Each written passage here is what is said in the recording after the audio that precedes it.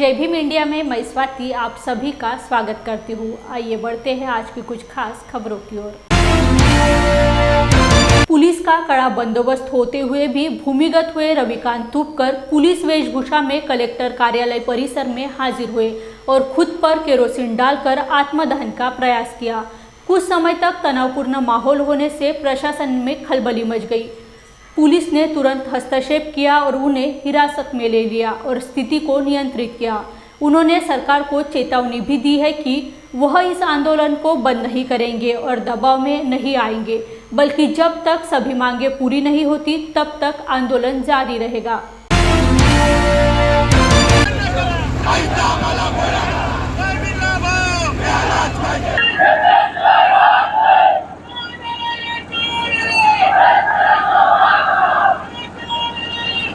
बुलढाणा जिल्ह्यासह 16 जिल्ह्यातल्या शेतकऱ्यांना फसवलेला आहे। आमचे हक्काचे पैसे यांनी टाकले नाही। काल आमच्या आंदोलनाच्या धसक्याने 15,000 शेतकऱ्यांना 10 कोटी रुपयाच्या जवळपास रक्कम टाकली, परंतु 49,000 शेतकरी लोकल कॅलॅमिटीचे पात्र आहेत। त्यातले फक्त 15,000 झाले। उरलेल्या शेतकऱ्यांचे पैसे ताबडतोब पाहिजे आणि पोस्ट हार्वेस्टिंगचे सुद्धा जवळपास 69,000 शेतकऱ्यांचे पैसे आम्हाला त्या ठिकाणी ताबडतोब पाहिजे।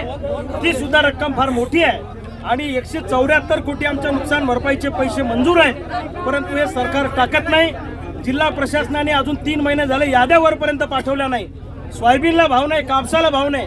आम्ही जगायचं का मरायचं हा प्रश्न आमच्या समोर आहे। सरकारला जर आमचं जगणं मान्य नसेल तर पोलिसाच्या बंदुकीच्या गोळीने आम्हाला शहीद करा। आम्हाला गळफास घेऊन मारायचं नाही, आम्हाला तुमच्या गोळीने मारायचं।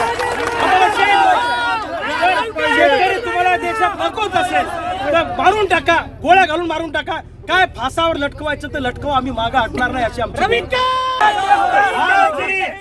आज जरी तुम्ही मला आत्मदहन करण्यापासून रोखलं असलं पोलिसाचा दबाव टाकून, तरी मी जेव्हा मला संधी मिळेल तेव्हा मी स्वतःला आणि तुमच्या बंदुकीच्या गोळीला आणि आत्मदहनाला संपवल्याशिवाय राहणार नाही। लक्षात घ्या।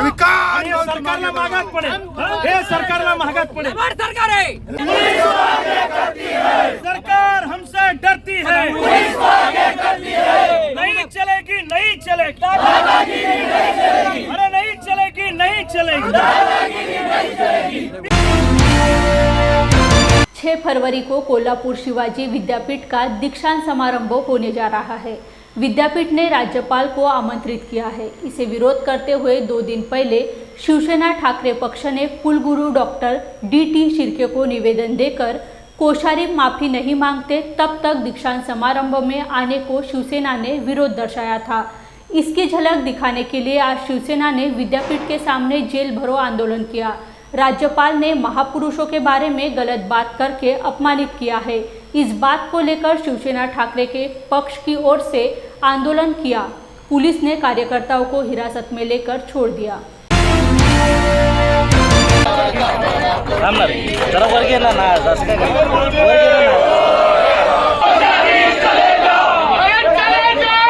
शिवाजी विद्यापीठाच्या गेटवर शिवसेना उद्धव बाळासाहेब ठाकरे या पक्षाच्या वतीने तीव्र निदर्शनं करण्यात आले, जेलभर आंदोलन करण्यात आलेलं आहे। आज आमचा हा 3रा टप्पा आहे।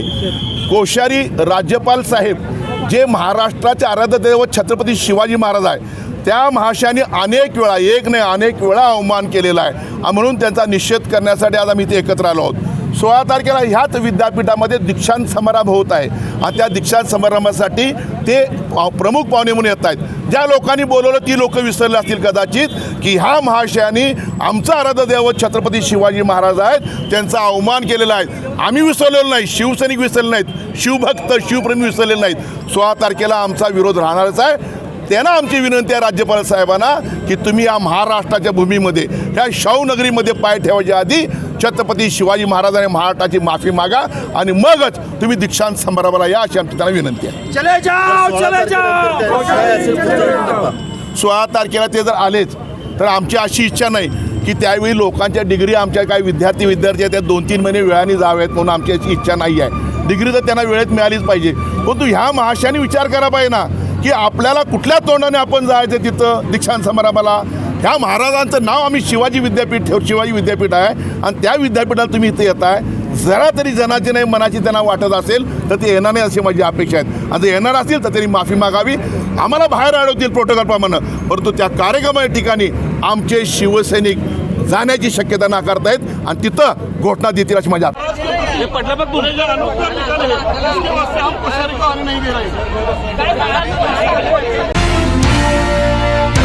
राजापुर स्थित महानगर टाइम्स के पत्रकार शशिकांत वारिशे का सोमवार को अपघात हो गया, लेकिन यह कोई हादसा न होकर हत्या होने का निष्पन्न हुआ है। वारिशे की दुर्भाग्यपूर्ण मौत सिर्फ एक संयोग नहीं बल्कि एक सुनियोजित हत्या है। इस घटना का राज्य के सभी पत्रकार निषेध कर रहे हैं। साथ ही आरोपी पर पत्रकार संरक्षण कायदानुसार गुना दाखिल करना, इस मामले की सुनवाई फास्ट ट्रैक कोर्ट द्वारा करना और राज्य में पत्रकार संरक्षण कायदा की सख्त अमलबजावनी होनी चाहिए, ऐसी मांगे की जा रही है। पत्रकाराला न्याय मिळालाच पाहिजे, घटनेचा जाहीर निषेध झालाच पाहिजे। राजापुर के सीनियर पत्रकार शशिकांत वारिशे, इन्होंने एक रिफाइनरी के बारे में, रिफाइनरी में जो कामकाज चालू है वो धांधली के बारे में अपने पेपर में उसकी खबर लगाई थी। वो खबर आने के बाद रिफाइनरी के लोगों ने शशिकांत वारिशे को ट्रक के नीचे कुचलकर मार डाला। इस निर्गुण हत्या का हमने सभी ने निषेध किया है। मराठी पत्रकार परिषद के मार्गदर्शन में 36 जिले में और 357 तालुकों में आंदोलन चालू है। अकोला जिला में भी मराठी पत्रकार परिषद के पूर्व अध्यक्ष सिद्धार्थ शर्मा के मार्गदर्शन में हमारे जिला पत्रकार संघ के महासचिव प्रमोद लाजूरकर, संजय खांडेकर, उमेश अलोने, दीपक देशपांडे और प्रिंट और इलेक्ट्रॉनिक मीडिया के सभी पत्रकारों ने आज जिलाधिकारी को इस मामले में निवेदन दिया है और इस घटना में के आरोपी को कड़ी सजा होनी चाहिए। घटना का पूरे महाराष्ट्र भर हम निषेध कर रहे हैं और हमने भी आज निषेध किया है। महाराष्ट्र राज्य शेतमजदूर यूनियन लाल बावता की ओर से निराधार लोगों के विभिन्न मांगों को लेकर माजलगांव तहसील कार्यालय पर भव्य मोर्चा निकाला गया। भूमिहीन मजदूरों को 2 रुपये 3 रुपये किलो बंद हुआ राशन तत्काल शुरू करना, भूमिहीन किसानों को नया राशन कार्ड, वृद्ध निराधार भूमिहीन 65 वर्ष बुजुर्ग नागरिकों को 21,000 रुपये का तलाठी मार्फत प्रमाण पत्र आदि विभिन्न मांगे की गई है। महाराष्ट्र राज्य शेतमजूर संघटनेच्या वतीनं माजलगावच्या तहसीलवर मोर्चा काढण्यात आलेला आहे। यातून प्रमुख मागणी अशी आहे की माजलगाव तालुक्यामध्ये सप्टेंबर ते जानेवारीपर्यंत म्हणजे 5 महिन्याचं वृद्ध निराधाराचं अनुदान गेल्या 5 महिन्यापासून या तहसीलनं पाठविलेलं नाही। एकतर 1000 रुपये महिना हे सरकार देते आणि गोरगरीब माणसाला 5-5 महिने जर म्हणजे या ठिकाणी पेन्शन जर देत नसेल तर त्या गोरगरीब फाटक्या माणसानं काय खायचं असं आमची मागणी अशी आहे की या ठिकाणी वृद्ध निराधाराला प्रति महिना 3000 रुपये पेन्शन मिळाली पाहिजे। शेतमजुराला राशन दुकानातून 2 रुपये 3 रुपये किलोनं 35 किलो धान्य मिळालं पाहिजे आणि केरळ राज्यामध्ये जे काही लालबावट्याचं सरकार आहे त्या ठिकाणी स्वस्त धान्य दुकानातून 13 जीवनावश्यक वस्तू 90 लाख लोकांना वाटप त्या ठिकाणी दिलं जातं। आमचं म्हणणं आहे की केरळ राज्याप्रमाणे महाराष्ट्र तर हा फार मोठा राज्य आहे, या ठिकाणी महाराष्ट्राचं फार मोठं उत्पन्न जास्त आहे, त्यामुळे महाराष्ट्र राज्य जास्त प्रमाणामध्ये या ठिकाणी राशन देऊ शकतं। पण या ठिकाणी शिंदे आणि फडणवीस सरकार आल्यापासून या गोरगरीब माणसाचं शेतकऱ्याचं धान्य या ठिकाणी त्यांनी बंद केलेलं आहे। तर आमची मागणी आहे या ठिकाणी अशी आहे की 2 रुपये 3 रुपये किलोचं राशन भूमिहीन शेतमजुराला या ठिकाणी 2 रुपये 3 रुपये किलोनं 35 किलो धान्य मिळालं पाहिजे। नवीन कुटुंबांना रेशन कार्डाची गरज आहे, त्यांना रेशन कार्ड मिळाले पाहिजेत। या इतर मागण्यासाठी या ठिकाणी वृद्ध निराधाराच्या फायली मंजूर करण्यासाठी गोरगरिबाची या ठिकाणी अडवणूक केली जाते व त्यांच्या दलालामार्फत त्यांचे म्हणजे ज्यांना काय उत्पन्न भरपूर अशा लोकांचे अर्ज या ठिकाणी तहसीलमधून मंजूर केले जातात। पण जे काय गोरगरीब माणसं आहेत, फाटके माणसं आहेत, त्यांचे अर्ज या ठिकाणी नवीन मंजूर सुद्धा केले जात नाहीत। त्यामुळे आम्ही तहसीलदारला जॉब विचारणार आहेत की 5 महिने आमचं पेन्शन का दिलं नाही आणि या ठिकाणी अर्ज का मंजूर होत नाही, हा जवाब तहसीलदार। जय भीम इंडिया में वक्त हो चला है एक छोटे से ब्रेक का, मिलते हैं ब्रेक के बाद। क्या हुआ बहू? माँ, पाइल्स की बहुत तकलीफ हो रही है। तो तुम गुदरोग सर्जन के पास क्यों नहीं गई? देखो, जैसे हार्ट के लिए हार्ट स्पेशलिस्ट, ब्रेन के लिए ब्रेन स्पेशलिस्ट, तो पाइल्स के लिए पाइल स्पेशलिस्ट क्यों नहीं? स्त्री हो या पुरुष, टॉयलेट में तकलीफ केवल पाइल्स ही नहीं, और भी कई प्रकार के गुदरोग तथा कैंसर भी हो सकता है। इसीलिए इसकी प्रत्यक्ष जांच जरूरी है। ठीक है माँ, पर जांच के लिए हम जाएंगे कहाँ? वही काले आयुर्वेदिक पाइल्स हॉस्पिटल में। लेकिन माँ, प्रेगनेंसी में पाइल्स की दवाइयाँ? प्रेगनेंसी में आयुर्वेदिक दवाइयाँ सुरक्षित होती है। जनहित में जारी काले आयुर्वेदिक पाइल्स हॉस्पिटल, औषधि चिकित्सा तथा सर्जरी ट्रीटमेंट उपलब्ध। हमारा पता उमरेड रोड, दिघौरी बस स्टॉप के पास, नागपुर। अधिक जानकारी के लिए वेबसाइट पर जाएं kalepileshospital.com। ब्रेक के बाद आप सभी का फिर एक बार जय भीम इंडिया में स्वागत है। बहुजन रिपब्लिकन सोशलिस्ट पार्टी के संस्थापक राष्ट्रीय अध्यक्ष एडवोकेट डॉक्टर सुरेश माने इन्होंने अंबेडकर सांस्कृतिक भवन कृति समिति के श्रृंखला उपोषण मंडल को भेंट दी। इस वक्त डॉक्टर माने इन्होंने सैकड़ों कार्यकर्ताओं के साथ आंदोलन को समर्थन देने की घोषणा की। साथ ही जरूरत पड़ने पर अंबेडकर भवन बनाने के लिए स्वतंत्र आंदोलन स्थापना करने की घोषणा भी डॉक्टर माने ने की। एक तो लेट नहीं है, ये जो विषय है हमने 23 तारीख को असेंबली के ऊपर जो मोर्चा आया था उसमें भी एक सब्जेक्ट वो था। दूसरा बात, उसके बाद में सीएम एंड डिप्टी सीएम के साथ मोर्चा के सब्जेक्ट को लेकर जो मीटिंग मांगी है वो सरकार ने अभी तक मीटिंग फाइनल नहीं की। तो दिसंबर से पहले से ही हम विषय से लेकर संबंधित है, पहली बार नहीं कर रहे पार्टी लेवल पे। लेकिन जब नागपुर की जनता बड़े पैमाने पे आंदोलन कर रही है, जिसको कल मैंने खुद विजिट किया है और विजिट करके देखा है वो जगह को, आंदोलन को, इसलिए एक तो पुनर्निर्माण ताबड़तोड़ फैसला महाराष्ट्र गवर्नमेंट ने डिक्लेयर करना चाहिए, नंबर 1। जो दिया हुआ टेंडर है उसको खारिज करना चाहिए, रद्द करना चाहिए, फैसला नंबर 2। ये 2 फैसले अगर सरकार कैबिनेट मीटिंग में ऐलान करे तो भी काफ़ी समाधान हो सकता है और उसके मुताबिक सरकार फिर काम कर सकती है। उसके लिए फिर नई प्रोसेस अपनानी पड़ेगी, वो थोड़ा समय ले सकते हैं, हम भी समझ सकते हैं, क्योंकि पुनर्निर्माण एक दिन में नहीं होगा। लेकिन जो गलत काम किया है उसको तो रोकने का या कैंसिल करने का काम सरकार ने तुरंत करना चाहिए।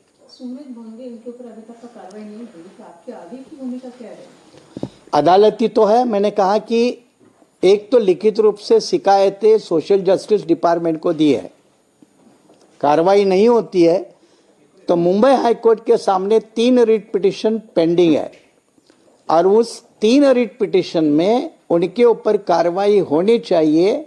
उसके दस्तावेज, डॉक्यूमेंट वो रिट पिटिशन में शामिल है और कोर्ट के सामने प्रेयर रखी जाएगी कि फिर इनकी जांच हो।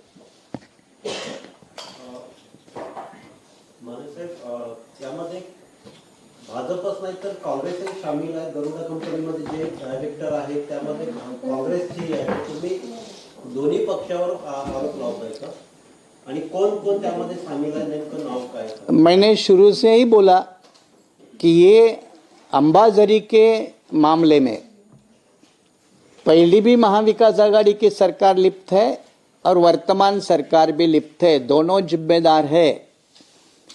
एक बात क्लियर हो गई। दूसरी बात कि 2017 में जब पहला फैसला लिया तो महाराष्ट्र में शिवसेना बीजेपी की सरकार थी, बराबर, तो वो जिम्मेदार है।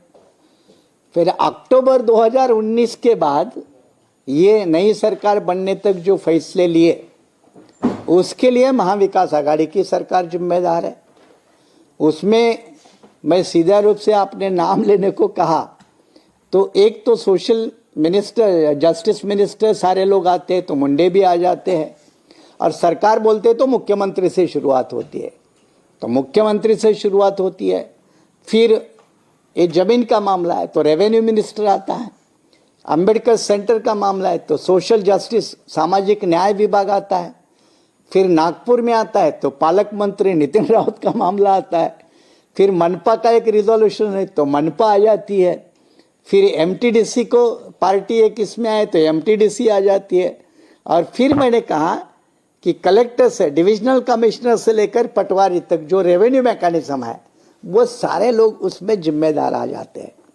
तो इनके ऊपर कार्रवाई होनी चाहिए कि एक तरफ ये शासकीय गवर्नमेंटल प्रॉपर्टी का एक तो सत्यानाश है और उसको जमीन के लूट के नाम पे सस्ते कौड़ी के भाव पे किसी प्राइवेट लोगों को देना, चाहे उसमें वो गरुड़ा अम्यूजिंग पार्क की वो कंपनी हो या और कोई कंपनी हो, तो इसमें जो भी लिप्त है किसी भी पार्टी के हो, चाहे वो कांग्रेस के हो, बीजेपी के हो, एनसीपी के हो, शिवसेना के हो या किसी के भी हो, इनके सारे के ऊपर कार्रवाई होनी चाहिए।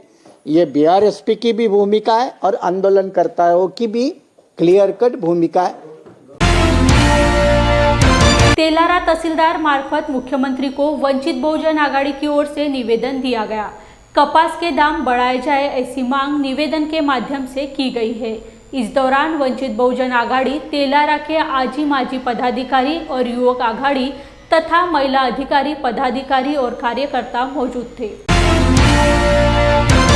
तुम आगे बढ़ो, हम तुम्हारे साथ हैं। श्रद्धेय बाळासाहेब तुम आगे बढ़ो, हम तुम्हारे साथ हैं। वंचित बहुजन आघाडीचा जय हो, वंचित बहुजन आघाडीचा जय हो, जय हो, वंचित बहुजन आघाडीचा जय हो। कापसाला भाव मिळालाच पाहिजे, कापसाला भाव मिळालाच पाहिजे, कापसाला भाव मिळालाच पाहिजे। श्रद्धेय बाळासाहेब वंचित बहुजन आघाडी तेलाराच्या वतीने तहसीलदार साहेबांना निवेदन देण्यात आले आहे की शेतकऱ्यांना जो कापसाचा भाव आहे तो 10,000च्या वर गेलाच पाहिजे। याच्याकरिता आम्ही आताच निवेदन दिलेलं आहे। शेतकरी आपलं पूर्ण घाम गाळून पांढरं सोनं पिकवते आणि आता सध्या असे भाव आहेत की जेवढा पैसा लावलेला आहे तेवढा पण पैसा त्यांना मिळत नाही आहे। अशा परिस्थितीमध्ये प्रत्येक शेतकरी हा आत्महत्या करण्याच्या विचारात असतो।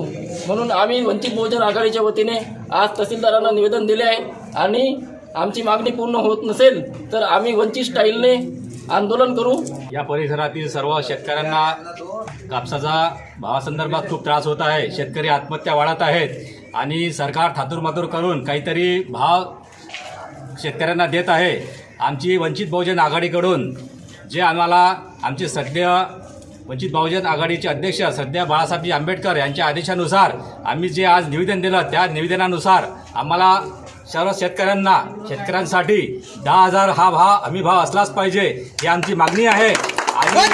आणि ती जर मागणी शासन आमची पूर्ण करत नसेल तर आम्ही याच्यापेक्षा आणखी मोठं आंदोलन करू आणि आम्हाला न्याय मिळण्यासाठी, शेतकऱ्यांना न्याय मिळण्यासाठी आम्ही पुरेपूर प्रयत्न करू। रायगढ़ जिले के पेन तालुका के खारेपाट क्षेत्र में वाशी, वड़ाव, बोरी, शिरकी, वड़खड़ आदि क्षेत्र में बड़े पैमाने पर नमक का उत्पादन होता है, लेकिन इस नमक का उत्पादन करने वाले किसान मुसीबत में आ गए हैं। जल प्रदूषण, नमक की कम कीमत, बढ़ती मजदूरी, बाढ़ आदि दिन ब दिन बढ़ते जा रहे हैं, लेकिन सरकार इन समस्याओं से जूझ रहे किसानों पर ध्यान नहीं दे रही है। हालांकि विभिन्न समस्याओं के कारण नमक उत्पादक किसानों का जीवन कठिन हो गया है। माझे नाव गणेश कर्ण पाटील, मुक्काम पोस्ट शिरकी, तालुका पेन, जिल्हा रायगड। मिठागर चिखली हा वाशी हद्दीमध्ये मोडत आहे। आम्ही सर्व येथे कुल म्हणून आमच्या वडील परवाजित कुल म्हणून इथे काम करत आहोत। आमची मिठागर शेती आहे।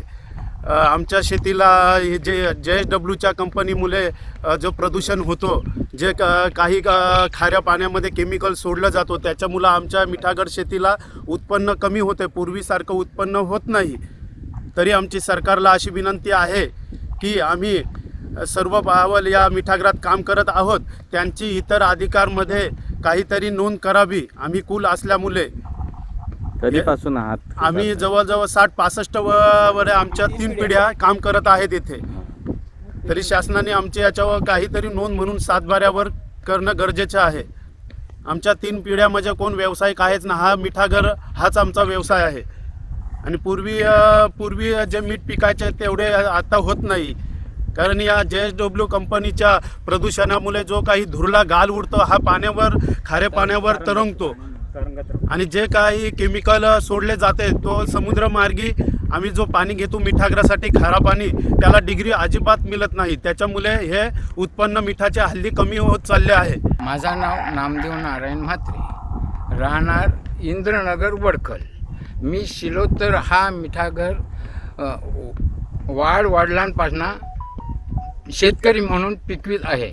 आणि आता समस्या अशी आहे की महापुरामुळे बांध बंदिस्ती माझी नादुरुस्त झालेली आहे. आणि दुसरी एक समस्या अशी आहे की कालवा आल्या कारणाने समुद्राचा जो पाणी खजिन्यामध्ये घेतो त्याच्यात मिक्सिंग होतं आणि मिक्सिंग झाल्यामुळं त्याला मीठ पिकवण्याची डिग्री लागतं ती होत नाही. त्याच्यामुळं उत्पन्न पूर्वी 500 गोणी होत होत्या, आता 100सुद्धा होत नाही. आणि जी मेहनत काय 50,000 काय लाख रुपये माती कामाला लागतात त्याच्यातून एक 10% म्हणजे खर्च उत्पन्न होत नाही. तर त्याच्यामुळं शेतकरी धडीला लागलेला आहे. म्हणजे त्याचं बोला हां, तर त्याच्यामुळं आता शेतकऱ्यावर सरकारने काहीतरी लक्ष लावावा. आणि JSWच्या मुळं पण समुद्राचा पाणी येतं तो पण मिक्सिंग झाला. आता 2-3 कारणामुळं शेतकरी एकदम संपलेला आहे. आता सरकारने काहीतरी आमच्याकडे बघावा. जय भीम इंडिया में वक्त हो चला है एक छोटे से ब्रेक का. मिलते हैं ब्रेक के बाद. क्या हुआ बहू? उमा, पाइल्स की बहुत तकलीफ हो रही है. तो तुम गुदरोग सर्जन के पास क्यों नहीं गई? देखो, जैसे हार्ट के लिए हार्ट स्पेशलिस्ट, ब्रेन के लिए ब्रेन स्पेशलिस्ट, तो पाइल्स के लिए पाइल्स स्पेशलिस्ट क्यों नहीं? स्त्री हो या पुरुष, टॉयलेट में तकलीफ केवल पाइल्स ही नहीं और भी कई प्रकार के गुदरोग तथा कैंसर भी हो सकता है. इसीलिए इसकी प्रत्यक्ष जांच जरूरी है. ठीक है माँ, पर जांच के लिए हम जाएंगे कहाँ? वही काले आयुर्वेदिक पाइल्स हॉस्पिटल में. लेकिन माँ, प्रेगनेंसी में पाइल्स की दवाइयाँ? प्रेगनेंसी में आयुर्वेदिक दवाइयाँ सुरक्षित होती है. जनहित में जारी काले आयुर्वेदिक पाइल्स हॉस्पिटल, औषधि चिकित्सा तथा सर्जरी ट्रीटमेंट उपलब्ध. हमारा पता उमरेड रोड दिघौरी बस स्टॉप के पास नागपुर. अधिक जानकारी के लिए वेबसाइट पर जाएं kalepailshospital.com. ब्रेक के बाद आप सभी का फिर एक बार जय भीम इंडिया में स्वागत है. मुंबई के मीरा भाईंदर में शिवसेना प्रमुख उद्धव बालासाहेब ठाकरे एक जैन मंदिर के उद्घाटन के मौके पर लोगों का मार्गदर्शन कर रहे थे. उन्होंने कहा कि धार्मिक कार्यक्रम में राजकीय शब्दों का इस्तेमाल नहीं करूंगा. उनके फैन बहुत थे तो उनको फैन की आवश्यकता कभी नहीं हुई. जहाँ भी जाते तो फैन ही फैन होते थे. और उनकी हवा उस वक्त से जो चलती आ रही आज भी कायम है. हिंदुस्तान में कहीं भी जाए तो बाला साहब की हवा आज भी कायम है. तो उनको तो फैन की आवश्यकता नहीं थी. आज मैं आपका आशीर्वाद लेने के लिए आया हूँ. प्रकाश भाई, तुमचं खास कौतुक आहे, कारण बिल्डर म्हटल्यानंतर काय असतं तुम्हाला माहिती आहे. बिल्डर सिर्फ अपना स्वार्थ उसकी रक्षा करता है. घोषणा जरूर बनाता है लेकिन घोषणे का दाम मराठीमध्ये बोला ना. मराठीमध्ये येईल, सगळ्यांना मराठी येत आहे. पण प्रकाशभाई, तुम्ही एक संस्कार देणारं मंदिर इकडे बनवलं, कारण त्याच्यासमोर मी नतमस्तक पाहिलं आलेलो आहे. आणि तुम्ही जे बोलला ते बरोबर आहे. कठीण समय असला की सोबत कोण येतं हा महत्वाचा प्रश्न असतो. कारण पूजा असली की सगळे तीर्थप्रसादाला येतात, पण संकट असलं की सगळे कारण सांगून हे दूर पडतात. मी कधी संकटाला संकट मानतच नाही. कधी संकट येतं ते त्याच्यात संधी घेऊन येतं आणि मी संकटात संधी शोधणारा माणूस आहे. बाळासाहेबांचा पुत्र आहे, त्याच्यामुळे संकटाला मी कधीच घाबरत नाही, घाबरणार नाही. आणि लढाई तर जो मर्द असतो त्याला लढाई लढण्याशिवाय पर्याय नसतो. समोर जेवढा ताकदवान विरोधक म्हणा किंवा शत्रू म्हणा, तो एवढा ताकदवान असतो तेवढा लढाई जिंकण्यामध्ये जास्त हिंमत लागते आणि मजा येते. ही लढाई तर आम्ही जिंकणारच आणि निश्चित करून लागलो. ठीक है, एक जमाना था जो मित्र रहे हमारे 25-30 साल तक मित्र रहे, लेकिन आज जो वो जिस रास्ते से जा रहे हैं वो मंजिल हमारी नहीं है. हमें जो एक सपना देखा था, ये सपना आज जिस तरीके से तोड़ मरोड़ जा रहा है वो सपना हमारा नहीं था, वो हिंदुत्व हमारा नहीं है. तुम्ही मांसाहाराची गोष्ट केली, साहजिकच आहे. प्रत्येकाच्या भावना असतात, प्रत्येकाचा धर्म असतो, पण त्या धर्मावरनं लोकांना गुमराह करायचं आणि आपल्या ताब्यात ठेवायचं हे जे आज राजकारण चाललेलं आहे त्याचा निषेध करण्याची आणि ते चोरून टाकण्याची वेळ आहे. दूर कशाला जा. आपल्या राज्यामध्ये गोवंश हत्या बंदी आहे, महाराष्ट्रामध्ये आहे ना. और ये गुरुजी ये तो बात मैंने खुलेआम कही थी दसरा रैली में. ये कौन सी राजनीति है, कौन सा नियम है? समान नागरिक कायदा पाहिजे, ठीक है, जरूर पाहिजे. एनसीपी द्वारा जन जागरण यात्रा का आयोजन किया गया है। यह यात्रा महंगाई के खिलाफ और बेरोजगारी के खिलाफ है। इस यात्रा के जरिए पार्टी को एकजुट करने का काम भी किया जाएगा और घर चलाने वाली गृहिणियां जिस महंगाई का सामना करती है इसके विरोध में भी आवाज इस यात्रा द्वारा उठाया जाएगा।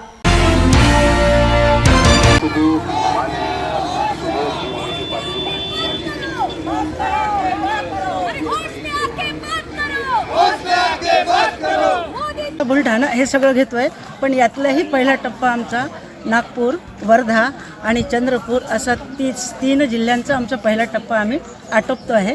पुढचा टप्पा आम्ही होळीच्या नंतर पुन्हा सुरू करतो आहोत. तर अशा पद्धतीने या जनजागरण यात्रेचा मूळ हेतूच हा मुळे महागाईनं त्रस्त झालेली माझी मायभगिनी, जो 400 रुपयाचा सिलेंडर होता तो आता जवळपास 1200 रुपयावर गेलेला आहे, तो आम्हाला परत 400 रुपयात मिळावा ह्याच्याविषयी जनजागरण. वाढती बेरोजगारी, माझा जो युवक भाऊ आहे डिग्री होल्डर आहे त्याला कुठंच नोकरी मिळत नाही. कारण नोकरी न मिळण्याचं महत्त्वाचं कारण जे काही प्रोजेक्ट आमच्या देशात आमच्या महाराष्ट्रात येऊ बघत आहेत ते सगळे प्रोजेक्ट काही कारणास्तव बाहेर जात असलेले आम्हाला दिसतात, बाहेर गेलेले आम्हाला दिसतात आणि त्यामुळं गरजू असलेला माझा भाऊ आजही बेरोजगार होऊन फिरतो आहे. तिसरी महत्त्वाची गोष्ट, माझा शेतकरी भाऊ पूरपीडित आहे, पावसाळ्यानं खचलेला आहे, जमिनी वाहून गेलेला आहे, रास्त भाव त्याच्या मालाला मिळत नाही, याच्यामुळे तोही आत्महत्या करतो आहे. आमच्या जी काही महान आमचे नेते मंडळी आहेत, आमचे जे काही आमची जी दैवत आहेत, उदाहरणार्थ छत्रपती शिवाजी महाराज, आमची जिजाऊ माँसाहेब, आमच्या सावित्रीबाई फुले यांच्याविषयी मोठी मोठी माणसं इथं अपशब्द बोलायला लागली आहेत. त्याचाही निषेध या सभेच्या निमित्तानं आम्ही करतो. महाराष्ट्र के मुख्यमंत्री एकनाथ शिंदे के जन्मदिवस पर राज्य भर में विभिन्न सामाजिक उपक्रम चलाए गए। इसी अवसर पर बीड़ जिला बाला साहेब की शिवसेना की ओर से लोकशाही का चौथा स्तंभ माने जाने वाले पत्रकारों को 10 लाख का बीमा कवच दिया गया है। कई पत्रकारों ने अपनी बीमा पॉलिसी ले ली है और जिले में लगभग 150 पत्रकारों ने पंजीकरण कराया है। इस पहल को बहुत अच्छा प्रतिसाद मिला है। माननीय मुख्यमंत्री एकनाथजी शिंदे साहेब हे महाराष्ट्राचे गतिमान मुख्यमंत्री म्हणून सर्व परिचित आहेत. आज त्यांचा जन्मदिवस आहे. त्यांच्या जन्मदिवसानिमित्त आज सर्व महाराष्ट्रामध्ये समाज उपयोगी कार्यक्रम या ठिकाणी होत आहेत. आम्ही सुद्धा या ठिकाणी आज आमचे जे पत्रकार बांधव आहेत हे रात्रंदिवस देशातल्या कानाकोपऱ्यातल्या बातम्या ह्या लोकांपर्यंत पोहोचण्याचा प्रयत्न करत असतात. नक्कीच त्यांना कुठेतरी दिलासा देण्यासाठी, त्यांना कुठलं तरी एक सुरक्षा कवच देण्यासाठी आज बीड जिल्हा बाळासाहेबांच्या शिवसेनेच्या वतीनं एकनाथ शिंदे साहेबांच्या वाढदिवसानिमित्त सर्व पत्रकार बांधवांचा आम्ही एक 10 लाख रुपयाचा विमा मोफत आमच्या वतीनं काढून देतो. आतापर्यंत किती विमा उतरवले आहेत, किती लोकांना दिलेला आहे आतापर्यंत?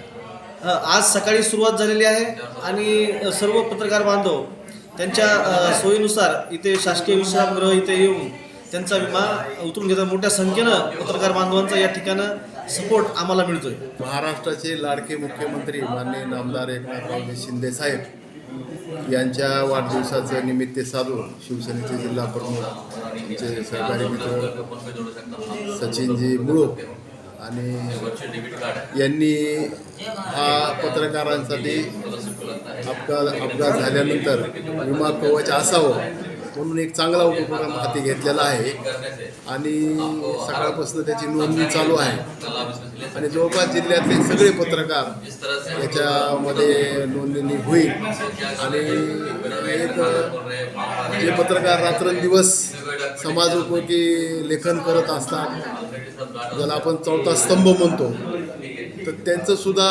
मोलाचं योगदान आहे आणि त्यांना सुरक्षा असावी म्हणून हा माननीय मुख्यमंत्री साहेबाच्या वाढदिवसाच्या निमित्तानं आमचा एक प्रयत्न आहे. आज के लिए बस इतना ही। कल फिर मुलाकात होंगी कुछ नए खबरों के साथ। तब तक के लिए बने रहिए जय भीम इंडिया में। जय भीम।